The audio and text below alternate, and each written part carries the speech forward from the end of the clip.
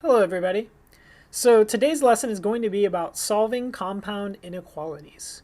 Now, this lesson is one of those where if you're just looking at the whiteboard that's currently on the screen, you're probably looking like, what the heck am I looking at? What's with these ors? What's with all this stuff? And it might look kind of scary, but I will promise you that this lesson looks on the surface a lot scarier than it actually is.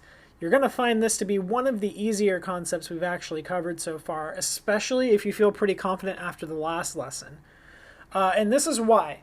When you're talking about solving compound inequalities, and we're not talking about absolute value ones yet, those are going to happen next lesson, but just regular old compound inequalities, the skills are practically really just the same as the last lesson. The only difference is you've maybe got two equations to deal with, or a situation where there are two equations, but they look condensed.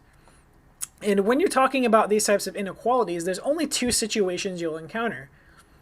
Those are the and inequalities, where your solution lies between two numbers that are given, and or inequalities, which are where there's a gap between the values, and you've got something where maybe one line is pointing left and the other is pointing right. So you'll always kind of see that with these guys here. I'm just going to kind of throw in some inequality symbols here and there, just the equal sign since I couldn't put that on my keyboard, but don't pay me no mind there.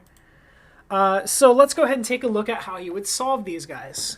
So when I'm looking at these particular equations, these inequalities here, when you see one that's an and inequality where there are two inequality symbols and there's an equation in the middle and two numbers surrounding it, just like that, what you're basically dealing with is a situation where the solution is going to lie between two values. That's why you see two less than symbols essentially, where one is the variable side of things is greater, so the mouth is on that one, and then the other has a number, so it's like x plus 2 lies between -4 and 5. And this is how you would solve that. You would take this and you just look at the part in the middle with the equation, ask yourself, well, what would I normally do if I was going to solve this as just a single equation? Well, if it says plus 2, I would minus 2, right? I would just do the opposite there.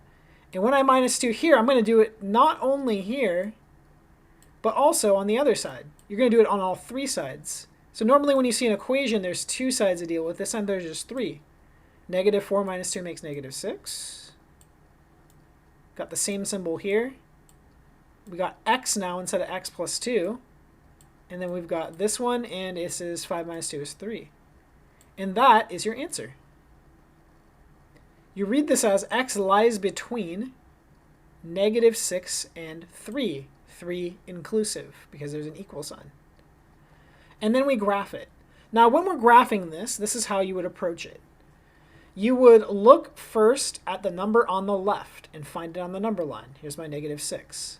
Now the sign, the symbol, the inequality symbol right next to it is a less than symbol, no equal to. So normally when I'm graphing these, I would use an open circle. And that's exactly what I will do. Open circle on -6. And then I look to the right of the x. Less than or equal to 3. So I find the 3, and since it's less than or equal to, it's a closed dot on 3. So go ahead and just fill that right in, a nice dark red dot. Here in this case it's red. Okay, so not open, just a closed, filled up circle here. Just like you're plotting on a coordinate plane. And now that I've got these two dots plotted, since x lies between, I'm going to connect the dots. What this graph represents is that x can be any value lying between these numbers, and including 3 because of the closed dot there. So if you ever need to include a value, when we're kind of relating this to a real-world context, then you would know that if the value is included in the solution, you use a closed dot and it's going to be right there. And this one's not included, so -6 won't work. And anything to the left of -6 doesn't work. That's why there's a line, but there's an open circle here. All right? So that's how you would solve this and graph it. And this is going to be a similar approach. When you see the word and, that is the same situation as this. You're going to approach solving these individually. This is 3 times x, so I divide by 3 to solve on both sides. X would be greater than or equal to -6 divided by 3 is -2. And Just make sure that and comes in. Okay. 5x less than 25, so I divide by 5. You would have x is less than 5. If you would like, if it makes it easier for you, you can rewrite this as a single inequality. Either answer actually works. So if x is greater than or equal to 2, the mouth would be eating the x, and then I put negative 2 on this side. And then there's a less than, so this mouth on this one should eat the 5. Okay? Both of these will work as solutions. They mean the same thing. And then what I do is I find the negative 2. This has an equal sign, so it's closed dot. Okay? And then this one's got an open dot because there's no equal sign, and it's on 5. So open dot on 5. Okay? And then because it's and, I connect the dots. Just like that. So now you've seen not only two different ways to write these and inequalities, as we call them, but you've seen how to graph them. Now we arrive at the second type of problem you'll get, which is the or inequalities. This, when you graph it, there will be a gap between the values, which means you're going to have one line pointing left, the other right, and there is most of the time a gap of some sort between the answers. Sometimes you end up with the same kind of solution going left and right, and that one value is the only one not included, but you don't see that very often. It's not something we're going to work with. So when you do this, you're going to approach it the exact same way. Just solve each of these individually, keep the word or in the middle. The only thing that's different is the graph. So here at minus 12, I get 6y is less than negative 30. I divide by 6 on both sides, and I get negative 5 on this side. And then I get y is less than negative 5. And then I would have or.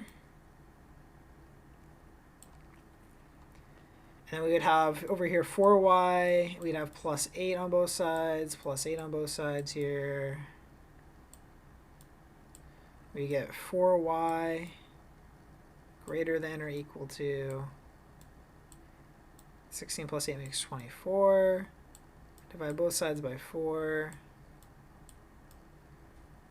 And on this side of the or, I get y greater than or equal to 6. Okay? So y less than or equal, or less than negative 5, y greater than or equal to 6.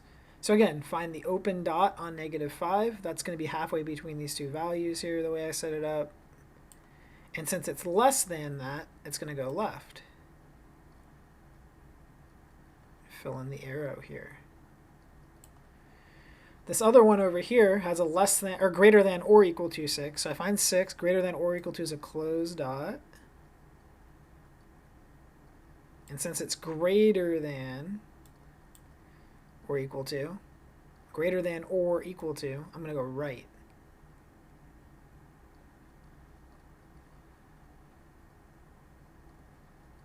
And I'm going to go all the way right and fill in this arrow here. Okay, so we got this here.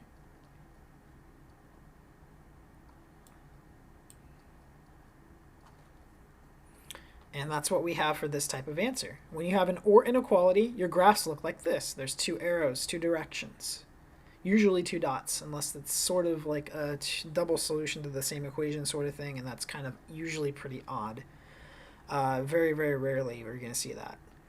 And then same thing with this guy over here. This is just an extra example problem I wanted to do to just remind you of what happens when you've got to, as we go through this, minus 3, minus 3. When you got to divide by a negative number in your steps here, right? When we divide by a negative number on both sides, as we get negative 2y less than or equal to negative 8, just remember when I do this last step here, when I'm dividing by this negative number, I have to, as I get y, flip the inequality symbol around. Keep the equal sign if it's got it, just flip it around. And then over here, I'll just draw the word or. Prepare. Over here, I add 10 on both sides. Minus becomes a plus, as we said. So we got this. We got negative 6y.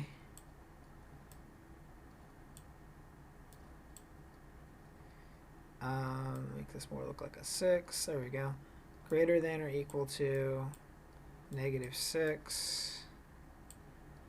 So a couple of reminders for you right here as we do the last step. The first one being that, again, if we're dividing by a negative number, we have to flip the inequality symbol around.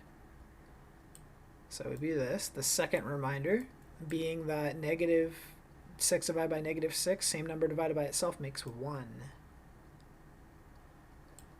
Okay? And so that's what we would end up with in this solution. And what I like about this example is that it's a good example of that. It doesn't always have to be one negative and one positive number with these particular types of equations, but what we end up with is it's always going to be one greater, one smaller, right? So these are both equal sign ones, so they're both just closed dots. So I got 1 at 4, and it's going right because it's greater than.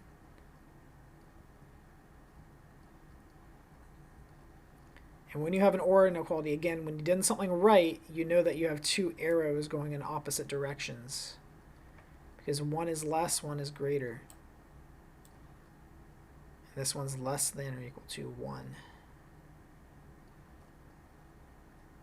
They don't always have to both be negative or both be positive or one negative, one positive. That depends on the question. But when we see here, I'm going to make sure we can really see this arrow to make sure you're filling in your arrows on your graphs.